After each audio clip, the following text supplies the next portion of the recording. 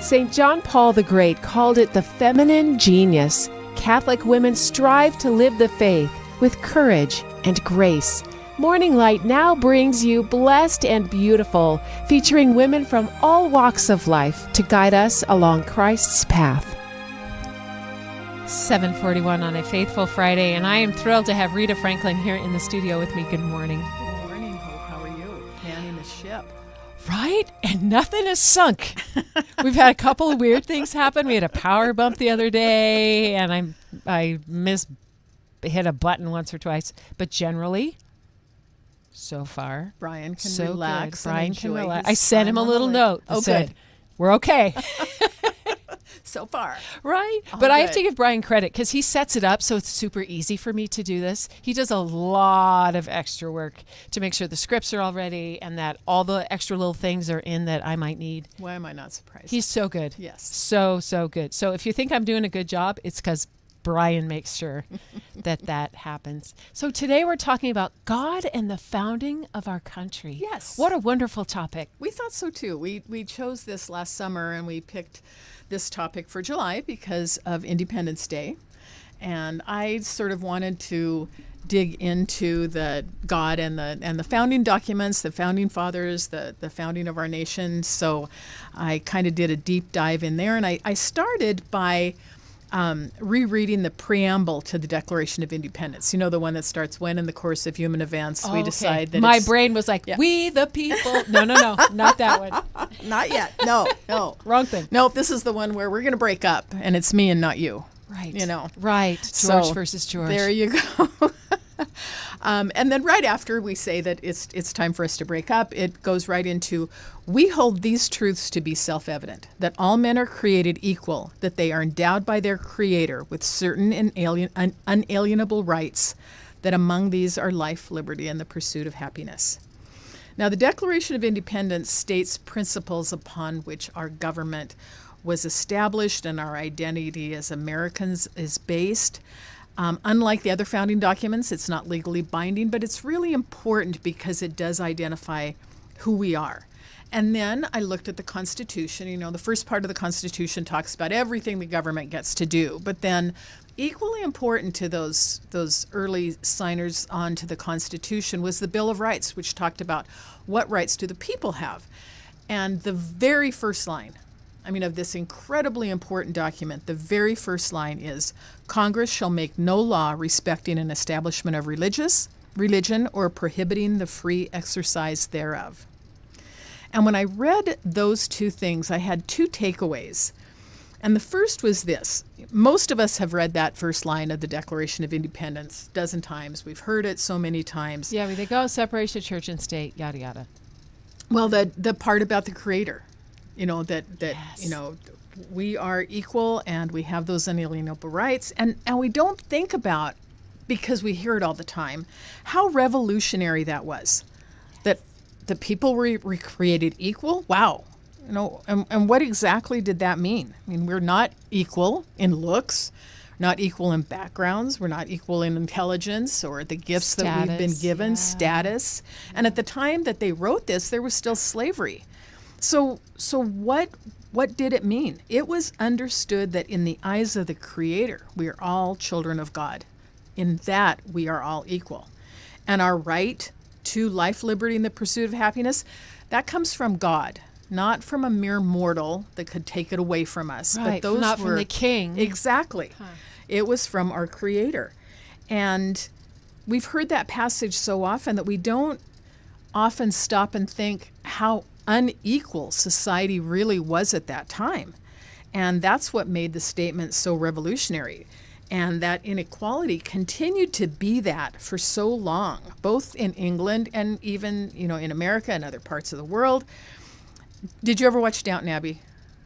Yes. Okay. Actually. All right. As someone who doesn't Yes. have access to TV stuff, you go to PBS's website. Yes. Yes, you think about that. That was in the early 1900s. This was in 1776. And in Downton Abbey, there was still huge social inequality. It was a very definitely an upstairs, downstairs society. And they just still had a real long way to go before social equality was the norm.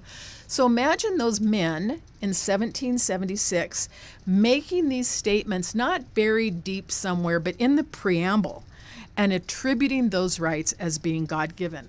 And why did they feel that was so necessary? Why was that more important than anything else? Well, you need to go back a little bit further, but not really too far. And that took me to my second takeaway. Yeah. And we all remember from our early history days, those words are sort of ingrained in our mind. The early settlers came up to escape religious persecution. Mm-hmm. And we didn't really go into any more detail than that. I mean, we knew what religious persecution was, but actually we probably know more than we might think about exactly what that persecution was. Because if you look at a timeline of history, those settlers who first arrived here, most of them were from Great Britain, maybe England and Scotland. And if we look at the history, here's what those countries had just gone through in that 100 years preceding the Mayflower coming over in 1620. King Henry VIII. Right. Okay? He reigned in Britain from 1509 to 1547. Who doesn't know his story? Sure. And during those 38 years, who doesn't know, even those of us that aren't history buffs, know that religion was hugely a topic of disagreement, a lot of violence during those years. Henry was a Catholic who married a very devout Catholic, Catherine of Aragon, who was the daughter of Ferdinand and Isabel of Spain. But then things didn't go his way. He wasn't getting that male heir, so he wanted a divorce so he could marry Anne Boleyn. And long story short, he defied the Pope, and he established himself as the Church of England so he could get his own way. And then, of course, things didn't work out with Anne, so she was beheaded. Subsequently married 4 more times, once to a Catholic, but the other 3 were not. And this is interesting. He considered himself a Catholic until the very end. He just didn't want to be subservient to the Pope, which essentially is he didn't want to be subservient to the laws of the Catholic Church. Right. And how many times have we personally had that little discussion with ourselves? Oh, yeah. It's like, yes, I'm faithful, but. Yes. But we are not the King of England. We demonize King Yes. Henry, but he kind of personifies Sure. the little devil on the shoulder that we all deal with. You're absolutely right. And he had the power to not only think that himself, but require all of his subjects to sign an oath saying, yep, Wow. we agree with you. Even his close friend and confidant, St. Thomas More, Yes. who he killed because he would not sign that oath. And there were other executions at the time. Obviously, abbeys throughout the country were closed. It was a religious mess. And then he dies in 1547. A few years later, his daughter from Catherine of Aragon, Queen Mary, takes over the throne. She is a devout Catholic. She wants the country to return to Catholicism, but she got the nickname Bloody Mary because... Which is an error. Yes, you see that. it's a Take your legend. Sharpie and go, nope. No, but history is written by the victors. Right. And Right. her successor, Queen Elizabeth, who did the same thing in reverse and was killing Catholics, she got no nickname. Right. So she was there. I'm just thinking of the timeline till 1603, and she was succeeded by her cousin, King James. And they were both Protestants. So Protestantism continued to grow in England, of course, other parts of Europe too, and continued that. It just grew stronger and stronger until really the Catholic Church in England was obliterated. Yeah. So you think about that, she reigned till 1603, her cousin takes over, continues on. When the Mayflower landed in 1620, the new settlers had lived during that century of religious persecution in England with that state, and so... they had state-enforced religion, the repercussions if you refused. That wasn't totally unique in Europe, but, we're looking at our own history and that part of it. And I bring all this up because I think that some of us don't realize the span of time between all those things happened in England and the arrival of settlers to America. They practically overlapped. And when you think about our own country and how we still have scars from a civil war that happened 160 years ago, you can imagine that those early settlers had scars as well from what their countries had just and were continuing to go through. And we know exactly what those historical events were. It isn't just some ambiguous religious persecution. We know the history of Henry VIII that I just talked about, and the Protestant Reformation on through to when those settlers decided to make their break. So they get over here, and human beings, being the imperfect creatures that we are, they didn't resolve those differences once they got here. Pilgrims and Puritans kind of, established their own little fiefdoms with, was exclusionary if you didn't share their beliefs.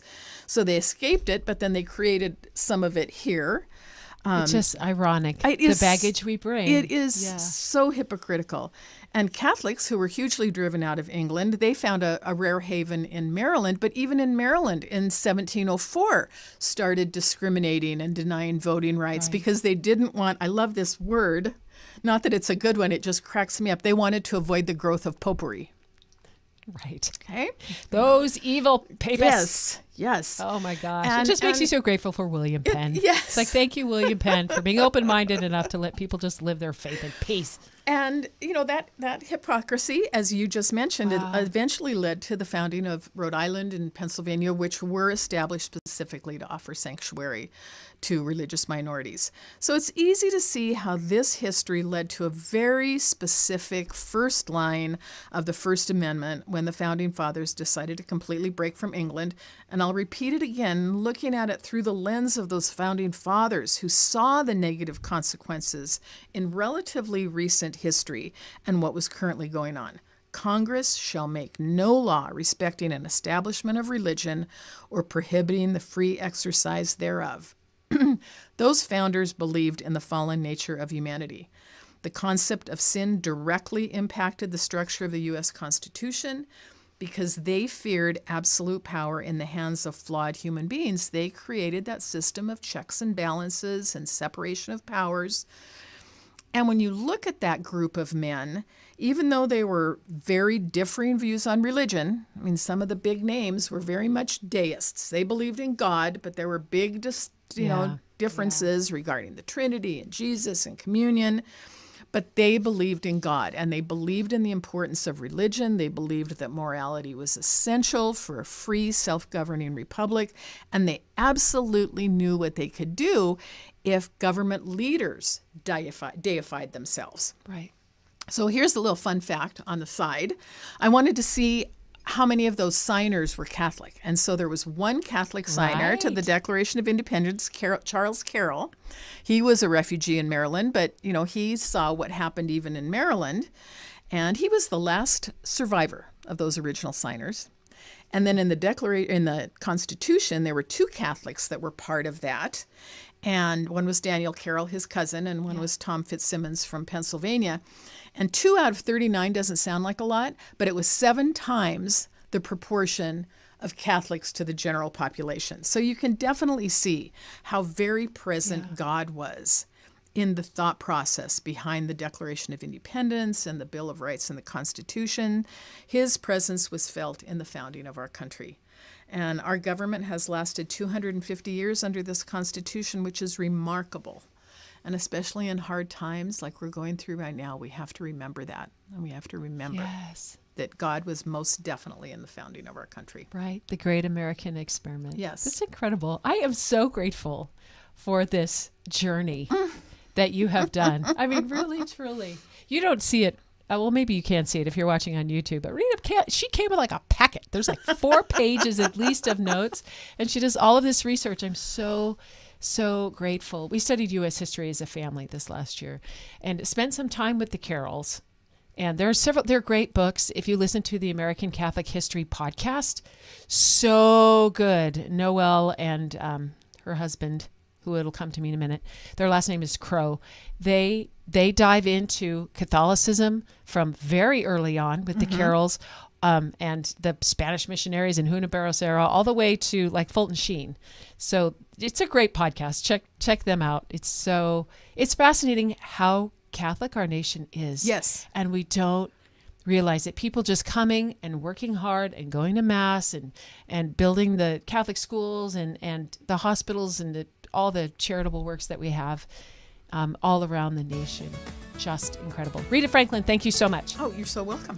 It was a pleasure to be here. And that wraps up a Faithful Friday, the 2000th show of Morning Light. So thank you for being with us through 2000 2,000 shows. And I think it's almost fitting that Brian's on vacation for the 2,000th show. Circle back to our website to catch any of the segments you may have missed. Thank you for watching the show on YouTube. Thank you for liking, subscribing, sharing that with all of your friends. Download the Salt and Light Radio app and visit saltandlightradio.com for all kinds of upcoming events. Thank you to our guests today, Ralph May, Deacon Toby Green, and Rita Franklin.